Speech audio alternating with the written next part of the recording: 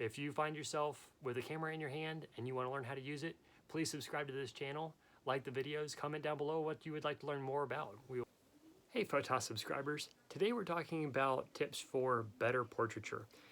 And I don't want to belabor this because it seems like we've been doing some tips here and there, though from my recollection, there's not very many doubled over points here. So I'm going to try and keep it to 3 major tips, whether you're shooting indoor or outdoor.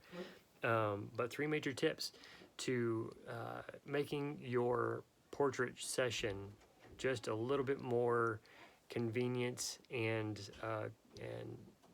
what's the word I'm looking for? Ease of nature for your client. And that would be shooting outdoors or indoors. You're going to want to make sure that they've got good weather to get to you in. If they're going to come through the rain, make sure you have a changing area for them. If you're shooting outdoor event at a garden or something, make sure that you have a place for them to change. If they came through the rain, they need to change or get their hair fixed up a little bit. Make sure that there's some changing area with a mirror for them to be able to use. A mirror, even shooting indoor, is a good idea. Usually the client would be changing in a restroom or something of the studio, so that would provide a mirror. But you may also even just want to have a handheld mirror so that when they get to the set, they can check their hair and make sure that everything's in order as they want it to be. Next tip, make sure that you have backup equipment for all of your vital systems or equipment. I'm not saying that if you only have one computer, you have to go out and buy another one, but if you can't do a shoot without something, do your best that while you're at the shoot, you have a backup for it. Battery specifically, a battery for your camera, a battery for your added flashes or any other added light. Make sure you have a backup for it. If it's vital to the shot, make sure you have a backup for it. Because most of the time I find that there's only 2 or 3 things that are vital to that shot. I can improvise everything else.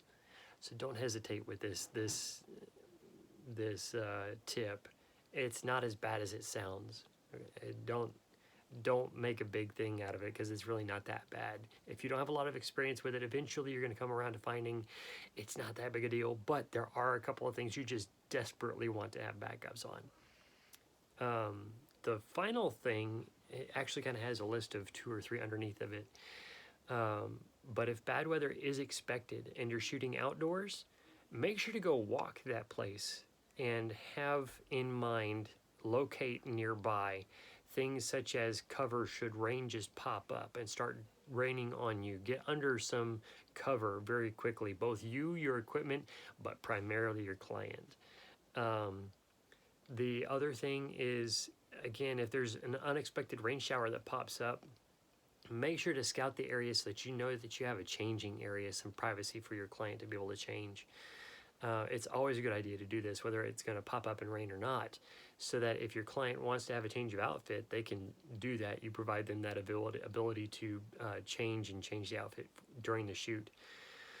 Another and final thing is in walking your area, make sure that you scope out everything where you're shooting so that you know what directions are good to shoot, where to take cover if rain comes up or some other natural weather phenomenon comes up. But finally, walk your area to make sure that nothing that you used to use has changed, or nothing has come up and changed that you want to use. So kind of some benefits to scenery changing, but at the same time, if there's now a mound of dirt or some small undulation in your scene that you didn't really want in your scene, it's always nice to know so that you can shoot around it or choose a different location and go scope that one out. So thank you so much for watching, and we look forward to hearing how this content video on our channel has added to your photography and giving you things to think about.